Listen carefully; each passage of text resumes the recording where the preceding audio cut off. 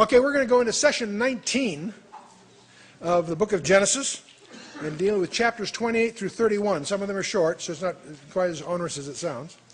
And of course, we're in the age of the patriarchs, this window, so to speak, or this bridge, if you will, between what we sometimes call prehistory and the establishment of the monarchy and so on. So we've been in Isaac. We're now moving into Jacob, and we're going to see 4 chapters. He's going to be at Bethel. We'll see the strange things that happen there. Then we'll discover his 2 wives, Leah and Rachel, and the sons that come from that issue from that union. And then he takes flight. So these are what you might call, some people call them the Laban stories. This guy Laban, we're not through with. He had a sister by the name of Rebekah, and so that's part of the background here. But anyway, so Jacob is he's with Isaac right now, and Isaac called Jacob and blessed him. Indeed he did. So Isaac is reconciled. Isaac is blessing him by faith, according to the book of Hebrews, chapters 11, verse 20. And he charged him and said to him, "Thou shalt not take a wife of the daughters of Canaan." Interesting. Isaac does not want him to do what Esau did. He wants him to go to their own people. He says, "Arise and go to Padan Aram." And that term you and I can equate roughly to what we call Syria. That's not quite accurate, but good enough for this purpose. Go to Padan Aram, to the house of Bethuel, thy mother's father. Bear in mind, see, Rebekah descended from Bethuel, as did Laban, you see. And take thee a wife from thence of the daughters of Laban, thy mother's brother. Okay? This guy Laban is a crafty character. So he, in a sense, Jacob's going to meet his match here. "And God Almighty bless thee and make thee fruitful and multiply thee, that thou mayest be a multitude of people. And give thee the blessing of Abraham to thee and to thy seed with thee, that thou mayest inherit the land wherein thou art a stranger, which God gave unto Abraham." And Isaac sent away Jacob, and he went to Padan Aram unto Laban, son of Bethuel, the Syrian, the brother of Rebekah, Jacob's and Esau's mother. Now that's a summary statement. You get one thing you got to get used to in the Bible. Often they'll give you a summary, but then they'll continue in detail. He sent away to Padan Aram, but that's a long way off. On the way, something's going to happen at Bethel that's en route. Do you follow me? You'll get confused if you assume, gee, in verse 5, he's now at Padan Aram. No, he's undertaken that journey, which is 450 miles. But as he gets about less than 50 miles away, he's going to have an episode on the way that we're going to talk about here shortly. Here's a map to give you a rough idea. Haran is a long way up from Canaan. As I say, it's north of the Syrian desert. It's in the area called Mesopotamia, which means between 2 rivers, by the way. And so that's a region that today we would label as Syria. When Esau saw that Isaac had blessed Jacob and sent him away to Padan Aram to take him a wife from thence, and that as he blessed him, he gave him a charge, saying, "Thou shalt not take a wife of the daughters of Canaan," and that Jacob obeyed his father and his mother and was gone to Padan Aram, Esau, seeing that the daughters of Canaan pleased not Isaac his father, then went Esau to Ishmael and took unto the wives which he had Mahalath, the daughter of Ishmael, Abram's son, the sister of Nebajoth, to be his wife. You get the impression, the way this is put here, it's because this displeased Isaac that he went ahead and did it. He added another one, if you will.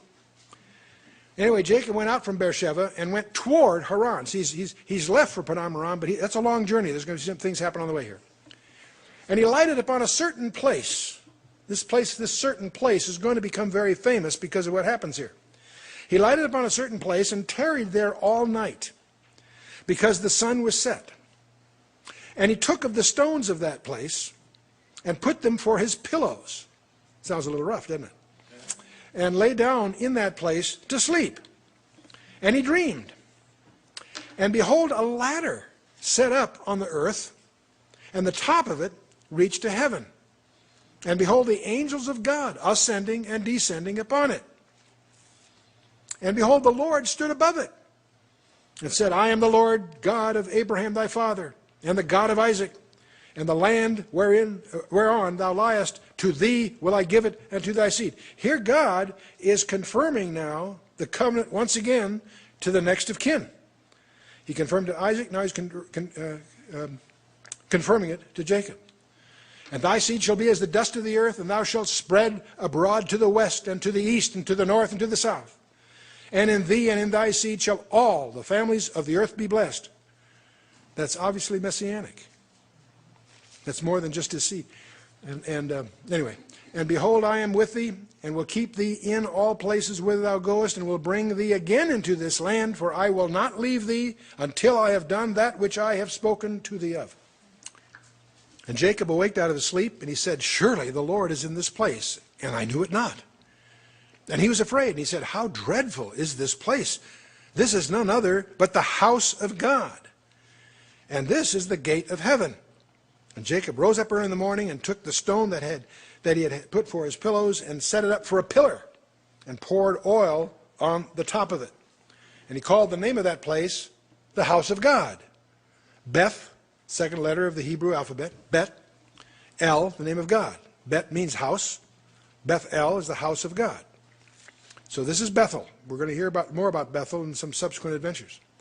He called it, and by the way, this is just a dream he had, but it obviously made an impression on him. And it's from this episode you get the expression Jacob's ladder, which is a term used in lots of literary contexts. He called the name of that place Bethel, but the name of the city was called Luz at the first. And Jacob vowed a vow, saying, if God will be with me and will keep me in this way that I go, and will give me bread to eat and raiment to put on, so that I come again to my father's house in peace, then shall the Lord be my God. And this stone which I have set for a pillar shall be God's house. And of all that thou shalt give me, I will surely give a tenth unto thee. So this is where Jacob commits to the tithe here. And the first recorded confession of Jacob, a vow and a tithe. Now, he's on his way up to Padan Aram. He's at Bethel right now. But he's going to then continue way off the chart to get to Haran. Okay? Genesis 29. We encounter these two gals. Jacob went on his journey and came into the land of the people of the east. And he looked, and behold, a well in the field, and lo, there were 3 flocks of sheep lying by it. For out of that well they watered the flocks. And a great stone was upon the well's mouth. And thither were all the flocks gathered, and they rolled the stone from the well's mouth, and watered the sheep, and put the stone again upon the well's mouth in its place. Jacob said to them, my brethren, whence be ye? They said, of Haran are we. And he said to them, know ye Laban, the son of Nahor? And they said, we know him.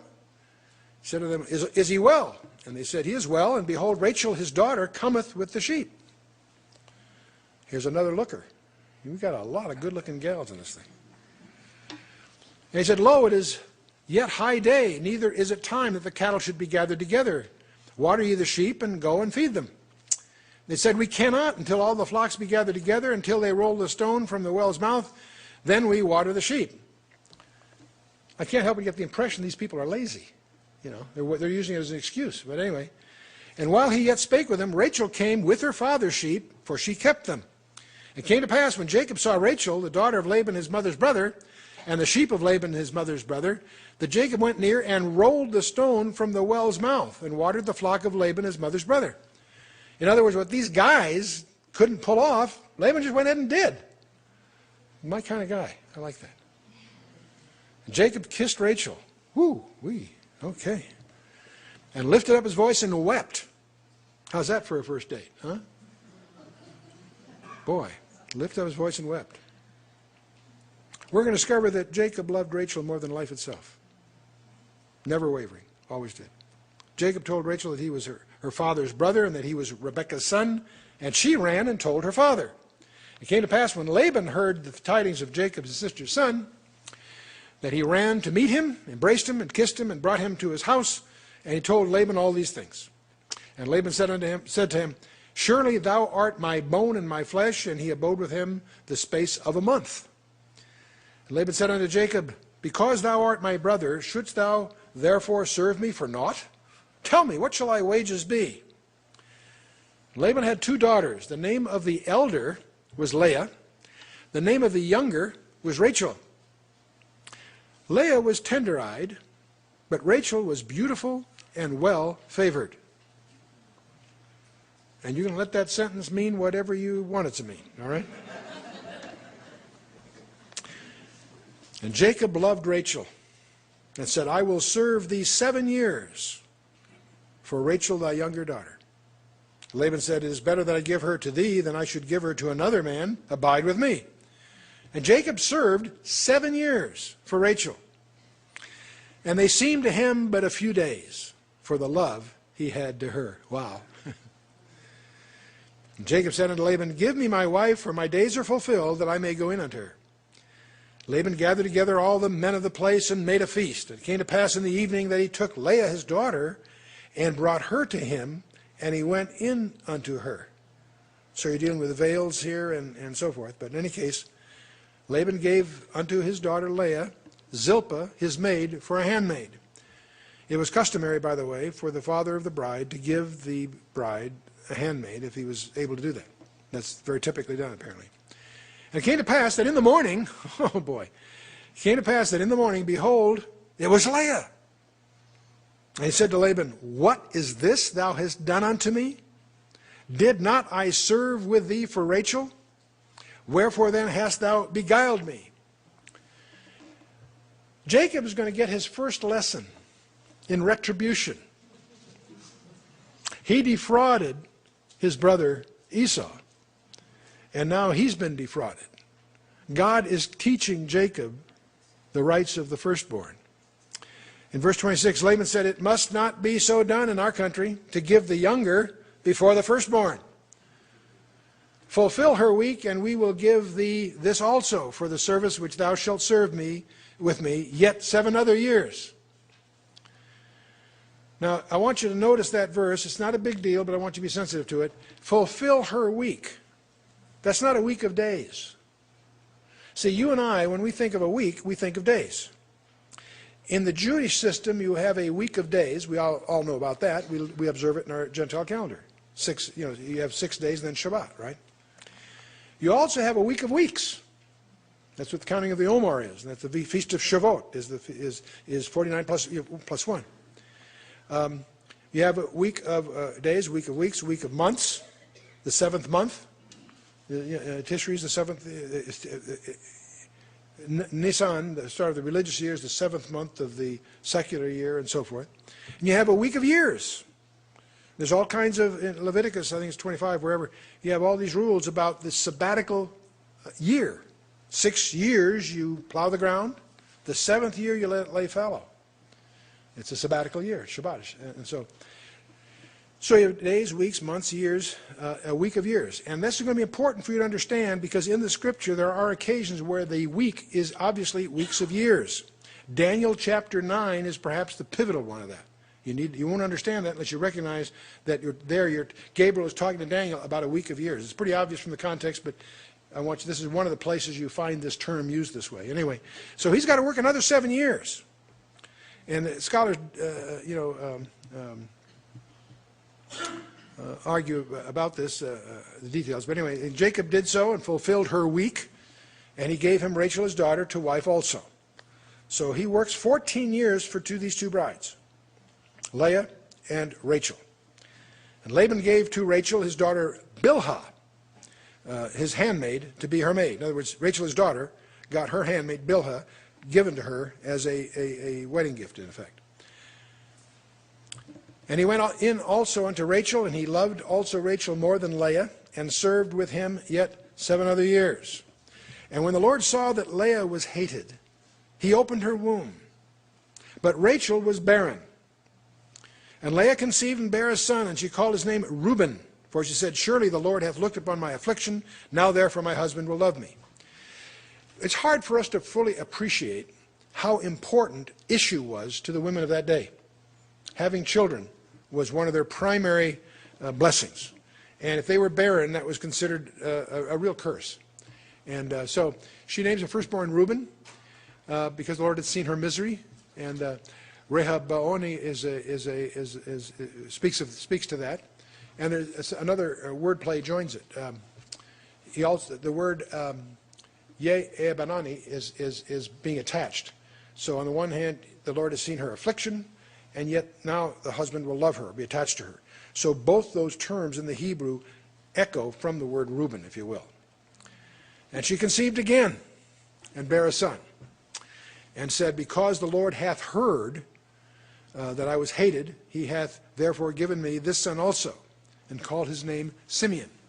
And so she was heard, and so Ishmael means God hears. Simeon is a root very similar to that. And she conceived again, and bare a son, and said, now this time will my husband be joined unto me, because I have borne him 3 sons. And therefore he called his name Levi, which is Yilevi, which is really to be attached, if you will. And she conceived again, and bare a son. And she said, now will I praise the Lord. Therefore she called his name Praise, Judah, and left bearing. Judah means let him be praised. And so it's interesting that Leah is evidencing tremendous faith through these 4 children. She obviously is bearing the burden of, she knows she's not loved the way Rachel is. She obviously hopes that by this issue it will be an offset to her situation. And so we now get to Genesis 30, which continues this theme. When Rachel saw that she bare Jacob no children, Rachel envied her sister. Can you imagine? Can you imagine?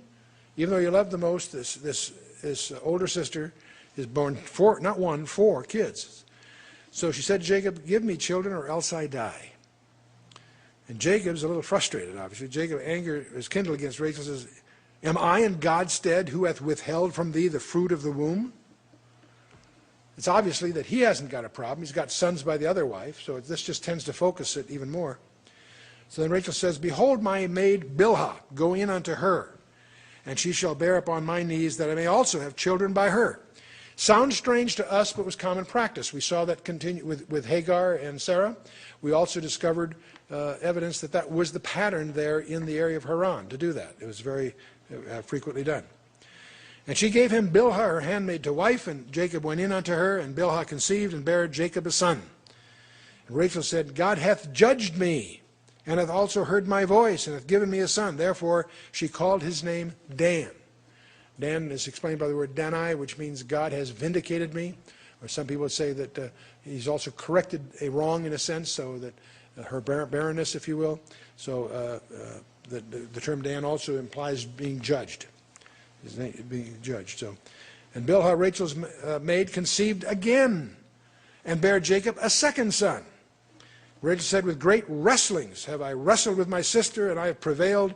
And she called his name Naphtali, which is having fought or wrestled, if you will. That's what the word implies. Well, Leah sees this going on, saying that must be a pretty good program. And she apparently had stopped bearing, so she took Zilpah, her maid, does the same thing Rachel did, gave her to Jacob to wife. And Zilpah, Leah's maid, bare Jacob a son, and Leah said, a troop cometh. That's quite a name. And called his name Gad, which is a troop or a company or a crowd. And Zilpah, Leah's maid, bare Jacob a second son. Leah said, happy am I, for the daughters will call me blessed. And so she called his name Happy, or Asher. And so that's the first wave of these. Now, Reuben, he's the oldest son, when in the days of the wheat harvest, he found mandrakes in the field. Mandrakes were reputed to be an aphrodisiac, by the way. And he brought them to his mother Leah. Rachel said to Leah, give me, I pray thee, of thy son's mandrakes. A negotiation going on here. She said unto her, is it a small matter that thou hast taken my husband? Wouldst thou take away my son's mandrakes also? And Rachel said, therefore he shall lie with thee tonight for thy son's mandrakes. In other words, Rachel's, apparently they had some arrangement, but Rachel's giving her slot, so to speak, in exchange for these mandrakes. And Jacob came out of the field in the evening, and Leah went out to meet him and said, thou must come in unto me, for surely I have hired thee with my son's mandrakes. And he lay with her that night. And God hearkened unto Leah, and she conceived and bare Jacob the 5th son. Leah said, God hath given me my hire. The reason they went this mandrake thing is so you understand why they... See, each one of these names have a meaning. God hath given me my hire, because I've given my maiden to my husband, and she called his name Issachar. Issachar, which is close to the Hebrew term for my hire. And Leah conceived again, and bare Jacob the sixth son. And Leah said, God hath endued me with a good dowry. Now will my husband dwell with me, because I have borne him 6 sons. And she called his name Zebulun, which is like a dowry gift or an honorary present of some kind. And so it's interesting that her hopes never leave her. And so afterwards, she also bore a daughter. Her name was Dinah, which also means judgment, by the way. And we're going to see some tragedies occur around the issue of Dinah. But we'll move on here. God remembered Rachel in the meantime. And God hearkened to her and opened her womb. So now Rachel is going to bear directly her first child. She conceived and bare a son and said, God hath taken away my reproach. And she called his name Joseph and said, the Lord shall add to me another son. Joseph would mean adding, is the suggestion here. And now, we're going to hear a lot about Joseph. In fact, a good portion of the book of Genesis is going to be the adventures of this unusual person. But we also can recognize that if you know how much Jacob loved Rachel, and you realize how long she's waited for a child directly, you can imagine how spoiled he was. And you get into the coat of many colors and all of that that'll be coming. So, the patriarchs. Let's take a look at this. There's Abraham. And of course, we're talking about his wife Sarah now. We're not talking about Hagar, who had Ishmael and so forth. I'm not talking about Keturah at this point.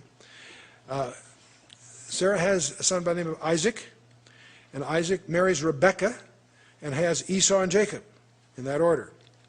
But Jacob then has 2 wives to begin with, Leah and Rachel.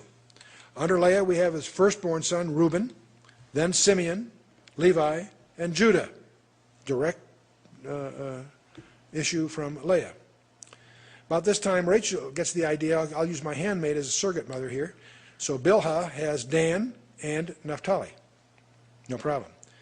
Leah, watching that, said, hey, that looks like that works. Maybe I can do the same thing. So she takes her handmaid, Zilpah, and they have Gad and Asher.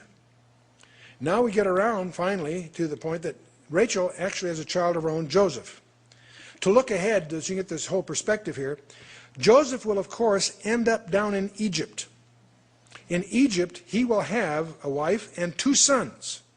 And we'll get to that. In the meantime, by the way, Leah has Issachar and Zebulun, 2 more. So Leah has actually got 6. Rachel will have one other child of her own, and in which she dies. She dies in that childbirth. And the issue was there, Benjamin, the youngest son of them all. And when Joseph's down in Egypt, his wife will bear 2 sons, Manasseh and Ephraim. A very important event occurs when Jacob is ultimately joined. The whole family is down there with Joseph when they discover he's prime minister of Egypt, and that whole incredible story we'll get to. Jacob adopts Joseph's 2 sons as his own, Manasseh and Ephraim. So what you really need to understand here, there really are 13 tribes.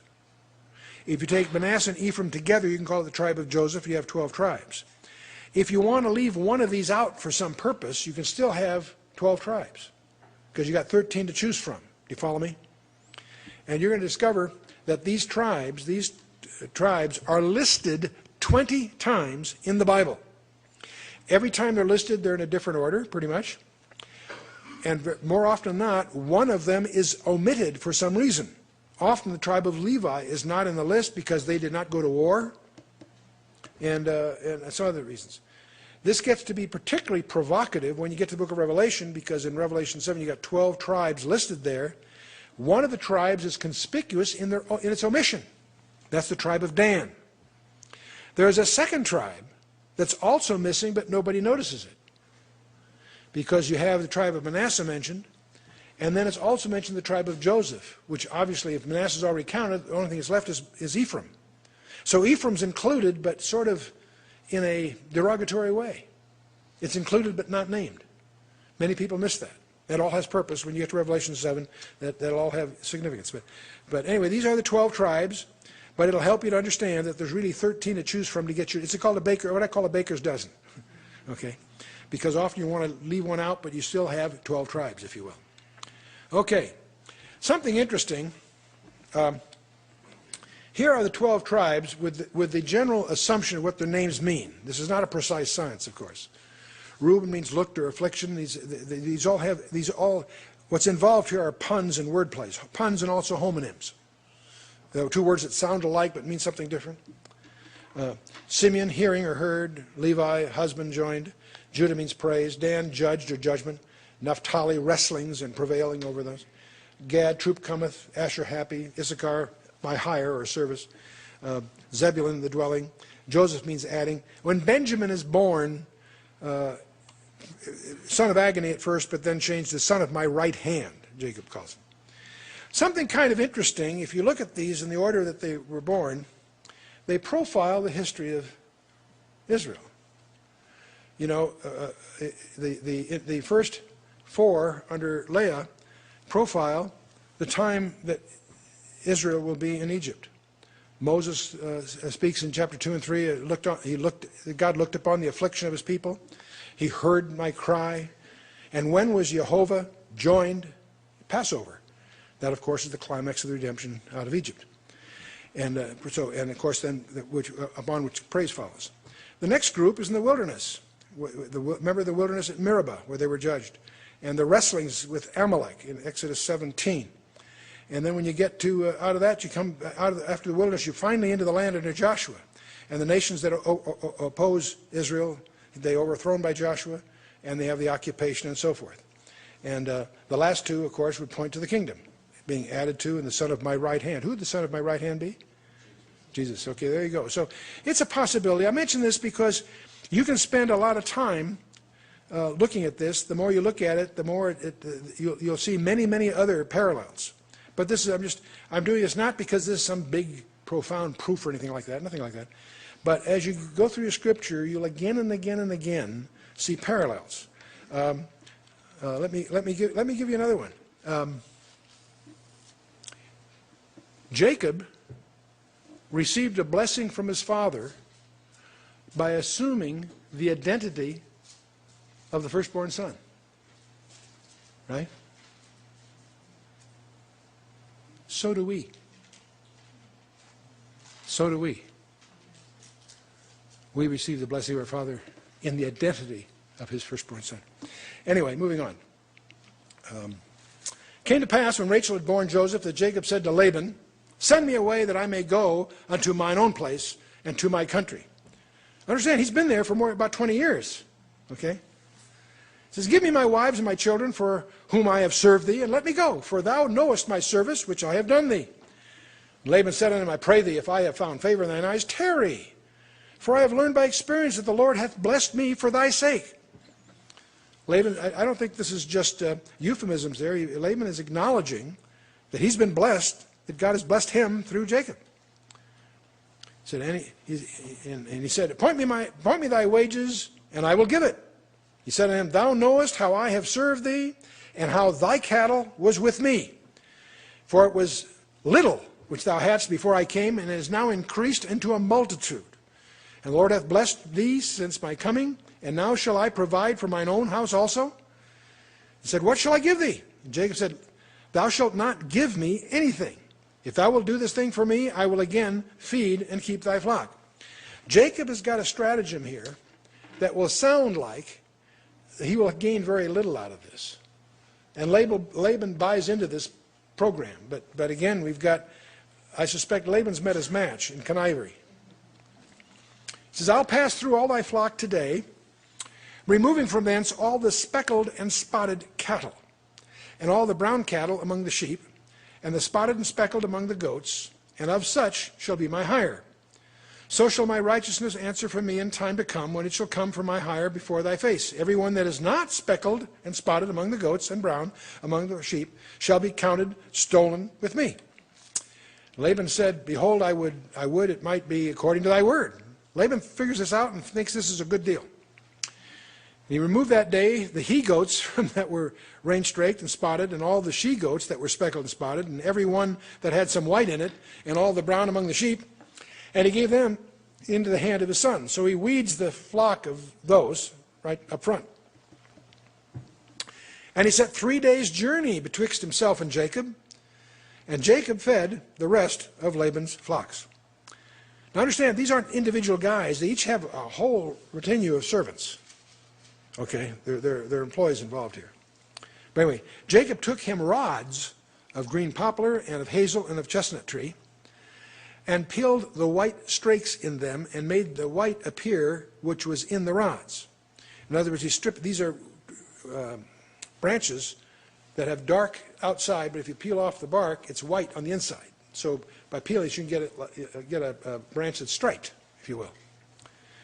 And he set the rods which he had peeled before the flocks in the gutters in the watering troughs, when the flocks came to drink, that they should conceive when they came to drink.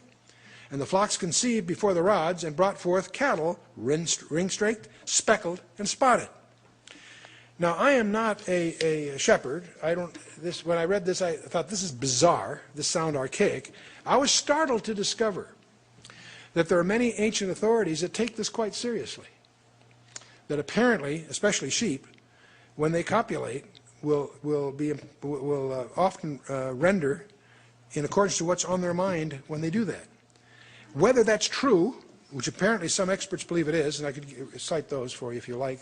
Colin Dillich is perhaps the most notable critical authority on this, and he footnotes 4 or 5 references on this.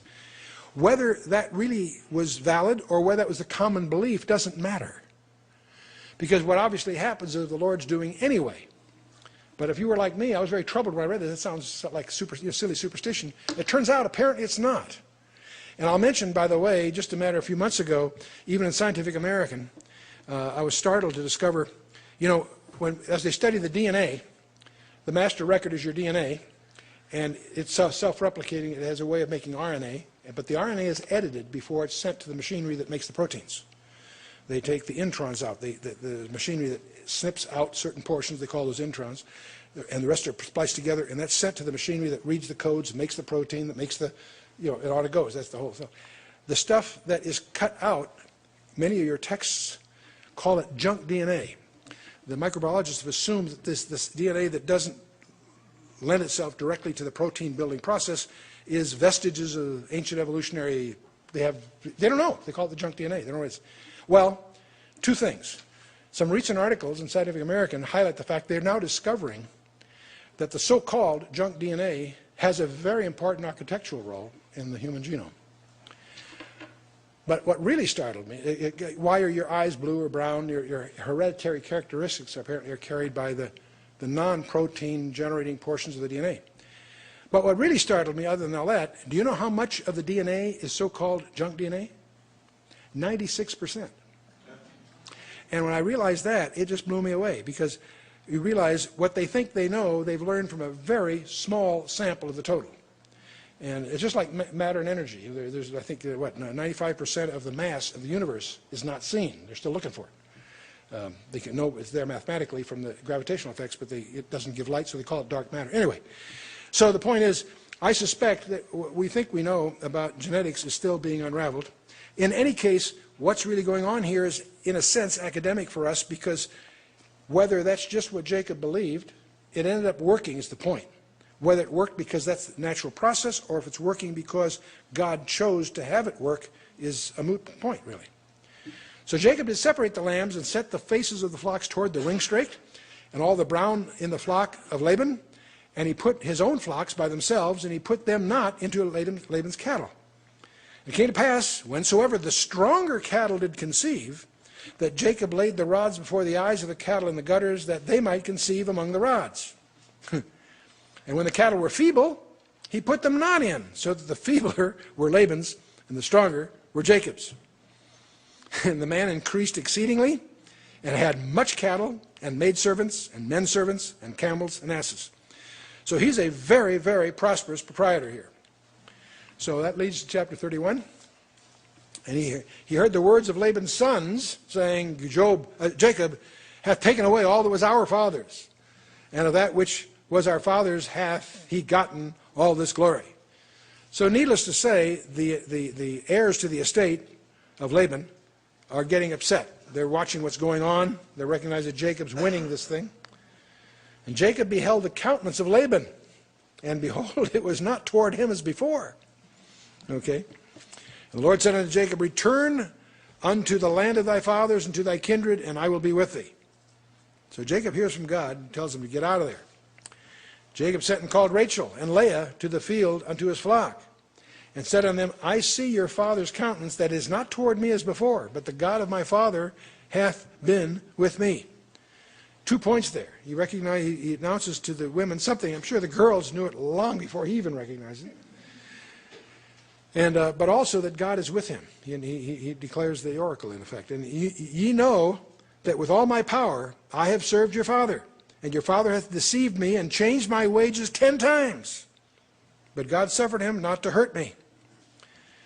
If he said thus, the speckled shall be thy wages, then all the cattle bear speckled. And if he said thus, the ringstrake shall be thy hire, then bear all the cattle ringstrake. Thus God hath taken away the cattle of your father and given them to me. And it came to pass at the time that the cattle conceived, that I lifted up mine eyes and saw in a dream, and behold, the rams which leaped upon the cattle were ringstraked, speckled, and grizzled. That hints the fact that some of this idea may have been something that he got in a dream or a revelation to him. But anyway, the angel of God spake with me in a dream and said, Jacob. And he said, here I am. He said, lift up now thine eyes and see all the rams which leap upon the cattle are ringstraked, speckled, and grizzled, for I have seen all that Laban doeth unto thee. I am the God of Bethel, where thou anointest the pillar, and where thou vowest a vow unto me. Now arise, get thee out of this land, and return unto the land of thy kindred. Now it gets a little more complicated, guys. Rachel and Leah answered and said unto him, is there yet any portion or inheritance for us in our father's house? In other words, what have they got to lose? They're glad to get out of there. Are we not counted of him strangers? For he hath sold us, and hath quite devoured also our money.